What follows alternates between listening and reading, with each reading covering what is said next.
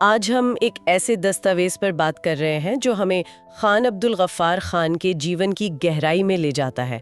उन्हें दुनिया सरहदी गांधी या फ्रंटियर गांधी के नाम से जानती है। जी, और हमारी कोशिश रही है समझने की कि कैसे एक ऐसे समाज से आने वाला नेता जिसे अक्सर हम उसकी योद्धा प्रवृत्ति के लिए जानते हैं। हाँ, पश्तून समाज। बिल्कुल, पश्तून समाज। वो अहिंसा के इतने बड़े क्या कहते हैं समर्थक कैसे बने। और ये कहानी शुरू होती है 1890 में उत्तर पश्चिम सीमांत प्रांत जो आज का खैबर पख्तूनख्वा है। हाँ, एक जाने माने पश्तून परिवार में उनके पिता बहराम खान काफी संपन्न जमींदार थे। लेकिन दिलचस्प मोड़ तब आता है जब वो ब्रिटिश भारतीय सेना में कमीशन का एक सुरक्षित सा लगने वाला करियर ठुकरा देते हैं। बिल्कुल, यहीं से शायद उनके अलग रास्ते की झलक मिलती है। सेना नहीं बल्कि अपने लोगों की सेवा। हाँ, और यहीं वो विरोधाभास भी शुरू होता है ना। एक अहिंसक नेता जिसे अपनी सोच के लिए, अपनी मान्यताओं के लिए दशकों जेल में गुजारने पड़े। सही कहा। और इस रास्ते पर एक बहुत बड़ा पड़ाव था 1930 में खुदाई खिदमतगार आंदोलन। ईश्वर के सेवक। हाँ, ईश्वर के सेवक। ये निहत्ते स्वयं सेवकों का एक संगठन था, पूरी तरह से अहिंसा को समर्पित। और वो लाल कुर्ती पहनते थे, इसीलिए उन्हें रेड शर्ट्स भी कहा गया। जी, और उनका नारा था मानवता की सेवा ही ईश्वर की सेवा है। आप सोचिए, उस पश्तून समाज के लिए ये कितना क्रांतिकारी विचार रहा होगा, जहां हथियार और बदला वो परंपरा का हिस्सा माने जाते थे। बिल्कुल, गांधी जी के अहिंसा के सिद्धांत को इस तरह से अपनाना, वो भी उस पृष्ठभूमि से आकर, ये वाकई असाधारण था। और शायद इसी वैचारिक जुड़ाव ने, इसी गहरी दोस्ती ने उन्हें महात्मा गांधी का इतना करीबी बना दिया। हाँ, और इसीलिए उन्हें फ्रंटियर गांधी कहा गया।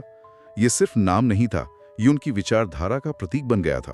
और वो कांग्रेस के भी काफी मजबूत समर्थक रहे। और इसी वफादारी के कारण दस्तावेज बताते हैं कि उन्होंने भारत के विभाजन का बहुत जोरदार विरोध किया। हाँ, उनका मानना था कि ये बंटवारा लोगों को धर्म के आधार पर बांट देगा, खासकर उनके अपने लोगों को, पश्तूनों को, जिनकी जमीनें, जिनकी पहचान बट रही थी। लेकिन विभाजन तो हुआ। हाँ, विभाजन हुआ।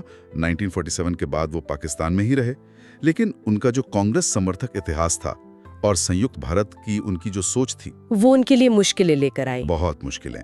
उन्हें न सिर्फ ब्रिटिश राज में बल्कि आजादी के बाद पाकिस्तानी हुकूमतों ने भी बार बार जेल में डाला। और ये कोई छोटी मोटी सजा नहीं थी।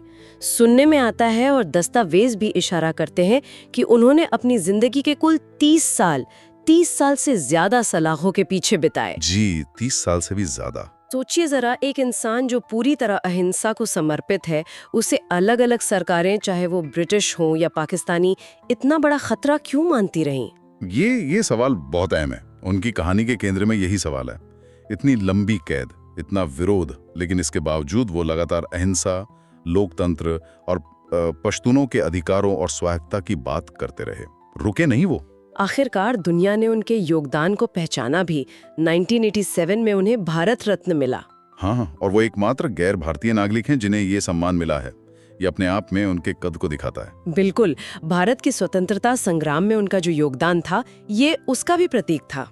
जनवरी 1988 में पेशावर में उनका निधन हुआ, लेकिन उनकी आखिरी इच्छा, वो भी उनके संघर्ष और सिद्धांतों का एक तरह से आईना थी। हाँ, उन्हें उनकी इच्छा के अनुसार जलालाबाद, अफगानिस्तान में दफनाया गया। जी, और कई लोग इसे पाकिस्तान द्वारा उनके साथ जो व्यवहार हुआ, उसके प्रति एक मौन, एक प्रतीकात्मक विरोध के तौर पर देखते हैं। तो उनकी विरासत आज भी उतनी ही प्रासंगिक लगती है ना?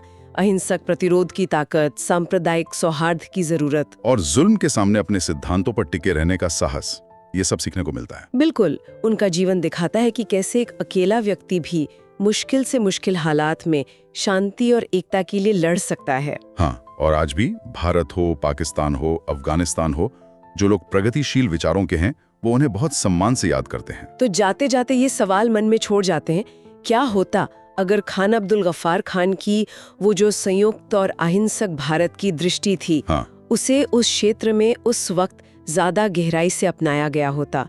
क्या इतिहास कुछ अलग होता? उसे लाके का आज कुछ और होता? या फिर इस विरोधाभास पर सोचें कि एक व्यक्ति जिसने जीवन भर अहिंसा का पालन किया, उसे अलग अलग शासनों ने दशकों तक कैद में क्यों रखा? ये वो सवाल हैं जो खान साहब की कहानी हमें सोचने पर मजबूर करती है।